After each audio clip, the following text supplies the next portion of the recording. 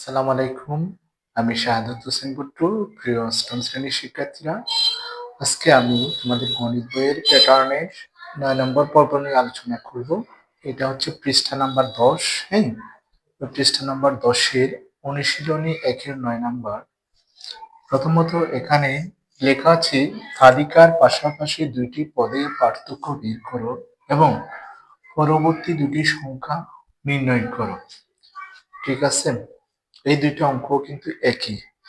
আমি ক নাম্বার দিয়ে শুরু করতেছি। খ নাম্বার সমাধান 12, 17, 22, 27।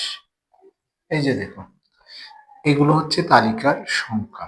এখানে হচ্ছে পাশাপাশি পাশাপাশি পার্থক্য, আমরা পাশাপাশি পদের পার্থক্য, পাশাপাশি পদের পদের পার্থক্য আমরা বের করবো।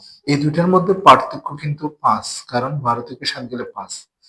এই দুইটার মধ্যে পার্থক্য 5, এই দুইটার মধ্যেও পার্থক্য 5, এই দুইটার মধ্যেও পার্থক্য 5। তাহলে আমরা পেলাম কি, দুটি পদের পার্থক্য। দুটি পদের পার্থক্য হচ্ছে কত? 5। এটা হচ্ছে প্রতি ক্ষেত্রে। হ্যাঁ, প্রতি ক্ষেত্রে। তাহলে দুটি পদের পার্থক্য 5, এটা হচ্ছে প্রতি ক্ষেত্রে। প্রতি ক্ষেত্রে সেই জন্য আমাদের বের করতে হচ্ছে পরবর্তী দুটি সংখ্যা নির্ণয় করো। তাহলে পরবর্তী দুটি সংখ্যা হবে পরবর্তী দুটি সংখ্যা যথাক্রমে এই যে 27, 27-এর সাথে 5 যোগ করলে কত হবে? 32, 32-এর সাথে 5 যোগ করলে কত হবে? 37। ঠিক আছে, আমি 1 নাম্বার করলাম, এখন আমি খ নাম্বার করে দেখাবো। তাহলে এখানে 6, 17, 28, 39, 50 এই সংখ্যাগুলো আমি প্রথমে লিখব। 6, 17, 28, 39, 50। এখানেও আমরা ওই জিনিসটা খেয়াল করব, পাশাপাশি পদের পার্থক্য। দেখো তো, এটা থেকে এটা বাদ দিলে কত আসতেছে? 11। এটা থেকে এটা বাদ দিলে কত আসতেছে? 11। এটা থেকে এটা বাদ দিলে কত আসতেছে? 11। এটা থেকে এটা বাদ দিলে কত আসতেছে? 11। তাহলে দেখা যাচ্ছে সব সময় পার্থক্য কত?